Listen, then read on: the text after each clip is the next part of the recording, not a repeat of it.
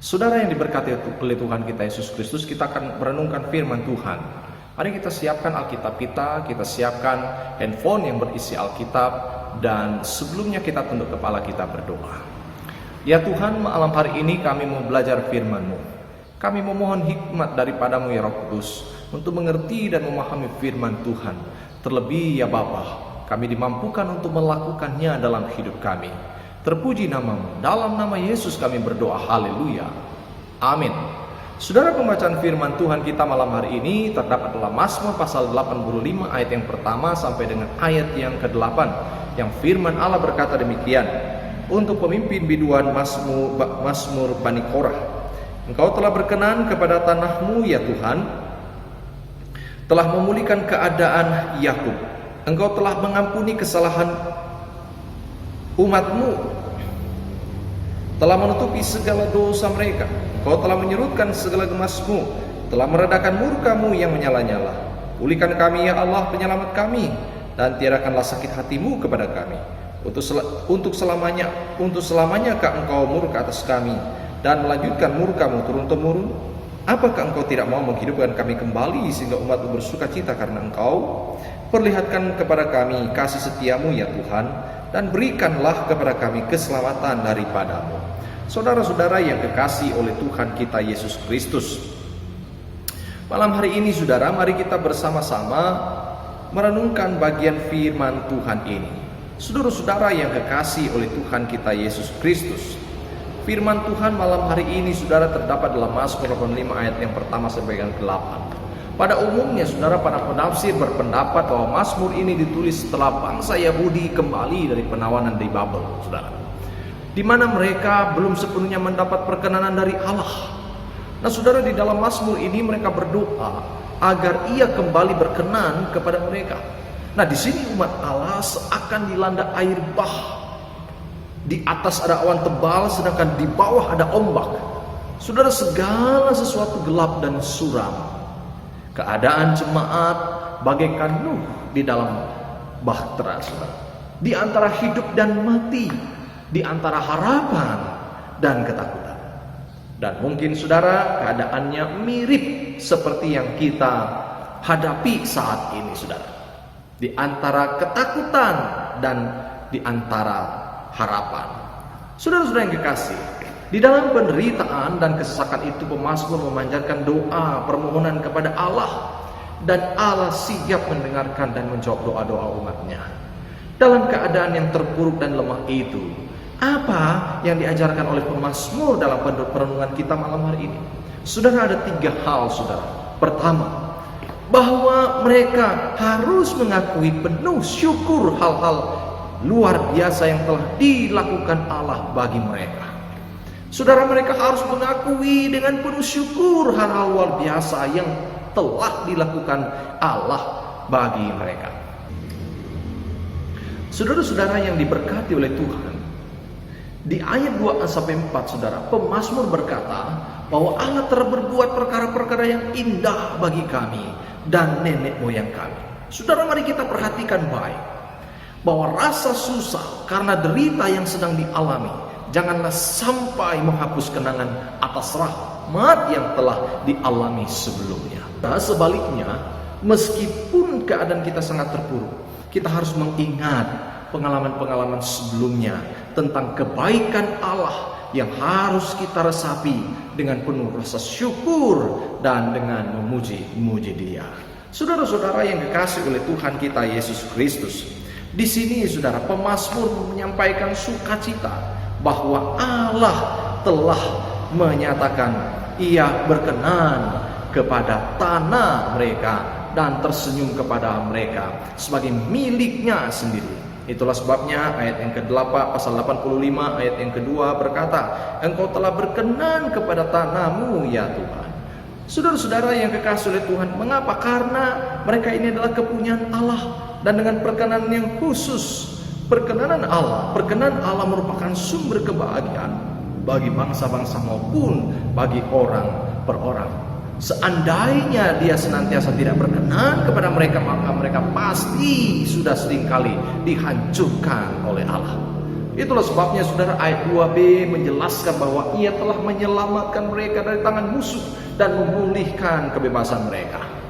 Firman Tuhan berkata, engkau telah memulihkan keadaan Yakub, artimu saudara.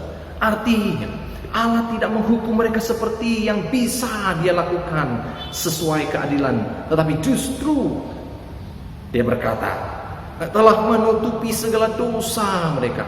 Engkau telah menutupi segala dosa mereka. Ayat 3b. Saudara yang kekasih oleh Tuhan kita Yesus Kristus, ketika Allah mengampuni dosa, ia menutupinya. Dan ketika ia menutupi dosa umatnya, ia menutupi seluruhnya. Saat ia membawa mereka kembali dari penawanan, itulah yang merupakan bukti perkenanan Allah terhadap mereka. Dan sejauh ini, ia tidak terus-menerus murka terhadap mereka, dan tidak selamanya yang mereka takutkan. Ayat yang keempat saudara, setelah menutupi segala dosa mereka, engkau telah menyurutkan segala gemasmu. Karena apa? Karena pada saat dosa disingkirkan, murka Allah pun reda. Saudara yang kekasih oleh Tuhan, sebagai orang percaya, kita pun telah mengalami perbuatan-perbuatan Allah yang dahsyat saudara. Perbuatan-perbuatan ini telah membawa kedamaian dan ketentraman bagi jiwa engkau dan saya. Perbuatan-perbuatan ini adalah Allah menyelamatkan kita karena ia berkenan atas hidup kita.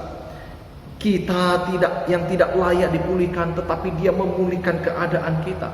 Dan dengan kasih-Nya yang melimpah mengampuni seluruh kesalahan kita serta menutupi segala dosa-dosa kita, sehingga murka Allah yang menyala-nyala atas hidup kita menjadi reda dan surut. Yang kekasih oleh Tuhan, pertanyaannya adalah, apakah kita mengakui dan bersyukur kepada Tuhan atas perbuatan-perbuatan itu? Atau kita hanya mengakui dan bersyukur kepada Tuhan karena berkat-berkat jasmani? Saudara yang kekasih oleh Tuhan, yang kedua, mereka diajar untuk berdoa kepada Allah untuk memohon anugerah dan rahmat berkenaan dengan kesusahan yang sedang mereka alami. Ayat yang kelima saudara menyatakan di situ, pulihkan kami Allah penyelamat kami, dan tiadakanlah sakit hatimu kepada kami. Nah saudara yang kekasih oleh Tuhan, dikala kita sedang menghadapi kesusahan dan kesulitan hidup, kita sangat membutuhkan pertolongan dari Allah. Hal ini menunjukkan bahwa kita tidak bisa hidup tanpa Tuhan.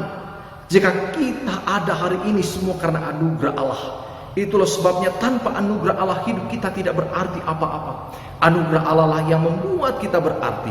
Karena di dalam anugerah Allah itu kita menemukan Tuhan yang memberikan kepastian dan pemeliharaan hidup. Saudara yang diberkati Tuhan, di dalam pembacaan kita mereka berdoa memohon anugerah pertobatan dengan berkata, pulihkan kami ya Allah penyelamat kami, supaya kami dipulihkan dari penawanan kami. Dengan kata lain saudara, mereka berkata, pulihkan kami dari kesalahan kami, pulihkan kami kepada dirimu dan kepada kewajiban kami. Pulihkan kami, maka kami akan pulih kembali. Semua orang yang akan diselamatkan Allah, cepat atau lambat, pasti akan dipulihkan oleh Tuhan. Tanpa pertobatan saudara, tidak ada keselamatan. Sekali lagi, tanpa pertobatan tidak ada keselamatan. Saudara yang kekasih oleh Tuhan, kemudian ayat yang selanjutnya, bagian selanjutnya berkata dalam ayat yang kelima, dan tiadakanlah sakit hatimu kepada kami. Saudara, mereka berdoa supaya apa? Supaya Allah mengangkat murkanya yang menindih mereka. Tiadakanlah sakit hatimu kepada kami. Saudara yang diberkati Tuhan, ketika kita diperdamaikan kembali dengan Allah, maka baru saat itulah kita boleh berharap dan mendapat penghiburan dari pendamaian kita dengan Dia. Dalam kesulitan hidup ini, mereka juga berdoa kepada Allah, perlihatkanlah kepada kami kasih setiamu ya Tuhan. Artinya, nyatakanlah dirimu dengan belas kasih-Mu kepada kami.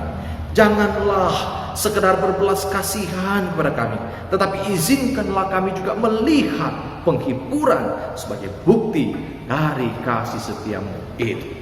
Alkitab berkata, berikanlah kepada kami keselamatan daripada-Mu. Artinya saudara, bahwa rahmat Allah merupakan pewaris keselamatannya.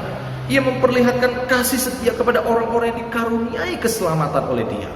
Sebab keselamatan saudara semata-mata diperoleh hanya karena kasih setia.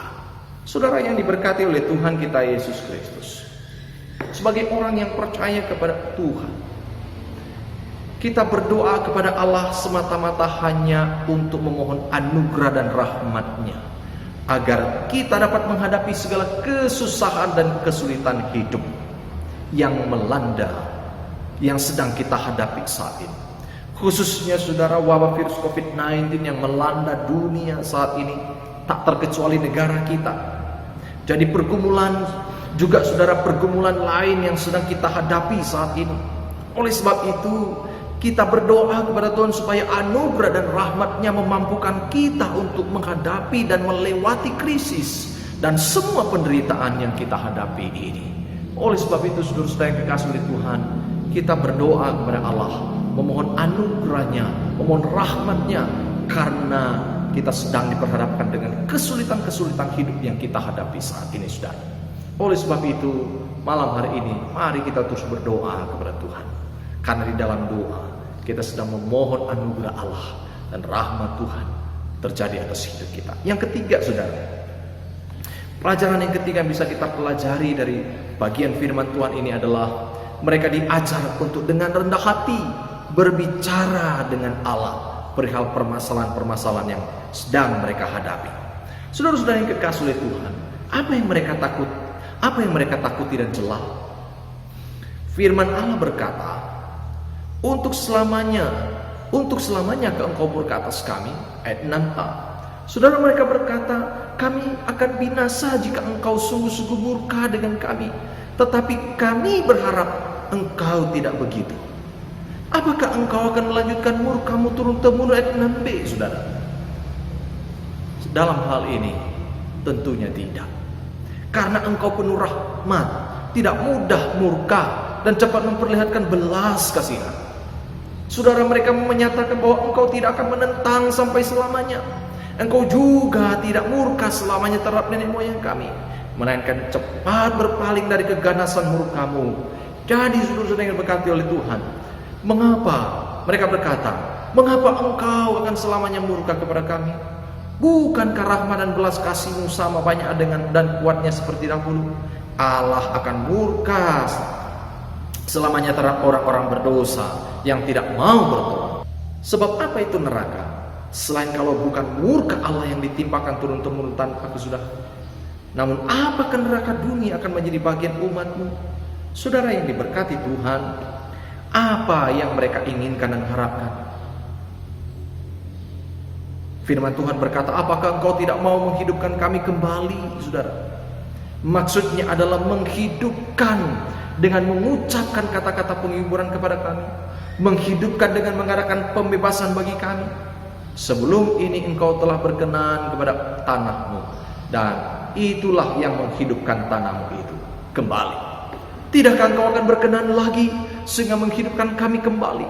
Nah, saudara-saudara, hidupkanlah kami kembali artinya supaya umat-Mu dapat bersukacita, dan dengan demikian kami akan terhibur oleh karenanya. Saudara, kita bisa membandingkan dengan Mazmur pasal 14 ayat yang ke-7, di mana saudara-saudara yang kekasih oleh Tuhan berkata bahwa dalam kesimpulannya, berilah mereka kehidupan supaya mereka beroleh sukacita. Kemudian hidupkanlah kami kembali berarti, saudara, artinya supaya mereka dapat bersukacita di dalam Engkau, dan dengan demikian Engkau akan beroleh kemuliaan karenanya. Nah, saudara, jika Allah adalah sumber dari segala rahmat yang kita perlukan, maka Ia pun harus menjadi pusat seluruh sukacita kita. Saudara yang diberkati Tuhan, jika pemazmur dengan kerendahan hati menyampaikan semua permasalahannya, semua kerinduannya, saudara, semua pergumulan dan kesulitan hidupnya kepada Allah, maka mari kita pun dengan rendah hati berbicara kepada Allah perihal pergumulan-pergumulan dan kesulitan hidup kita saat ini. Maka Ia berkenan untuk menolong kita, memberikan kehidupan, serta melawat hidup kita dengan segala berkat-berkat-Nya yang mulia. Tuhan Yesus memberkati kita semua. Shalom. Kita berdoa. Bapa di surga, kami bersyukur kepadamu ya Tuhan buat firman-Mu malam ini. Meteraikan firman ini ya Bapa, Dalam nama Tuhan Yesus kami berdoa dan mengucap syukur buat kebenaran Tuhan. Malam ini kami berdoa untuk setiap jemaat Tuhan yang ada. Tuhan memberkati mereka yang menyaksikan maupun mendengar kebenaran firman Tuhan ini. Biarlah dengan kasih anugerah keluarga rumah tangga mereka diberkati, pekerjaan mereka diberkati, usaha mereka diberkati Tuhan. Terpujilah namamu. Seluruh jemaat Tuhan berkati satu persatu. Pergumulan, tantangan, kesulitan yang mereka hadapi, Tuhan pula lah yang akan menguat meneguhkan mereka. Bahkan mereka yang sedang mengalami kesulitan ekonomi juga, Tuhan Kau kami mencukupkan dan menyediakannya dengan cara Tuhan saja. Berdoa bagi bangsa kami yang sedang dilanda virus COVID-19. Tuhan pulihkan bangsa kami. Berkati pemerintah, berkati para dokter, para medis, para perawat ya Tuhan. Demikian juga para TNI Polri, Tuhan memberi kekuatan kesehatan kepada mereka semua dalam menjalankan tugasnya dengan baik. Demi ya Tuhan untuk menjaga dan merawat para pasien yang terkena COVID-19 yang ada. Terima kasih Bapa, terpujilah namamu. Seluruh hidup kami ya Tuhan, hari ini, besok dan seterusnya, kami serahkan dalam tangan-Mu. Demi nama Yesus, kami berdoa dan mengucap syukur. Haleluya. Amin. Kita akhiri ibadah kita di malam hari ini. Saya ajak bagi kita semua untuk berdiri dan kita akan terima berkat. Kasih karunia dari Allah Bapa, cinta kasih dari Yesus Kristus Tuhan Juru Selamat satu-satunya, tuntunan kasih sayang, kekuatan, penghiburan dari Allah Roh Kudus memimpin, menuntun, memelihara, menyertai kita semua saat ini sampai Maranatha Tuhan Yesus datang pada kali yang kedua, menjemput saleh-saleh yang beriman. Sama-sama katakan amin. Jemaat silakan duduk dan masing-masing kita mengambil doa dulu pribadi bersyukur untuk ibadah di malam hari ini.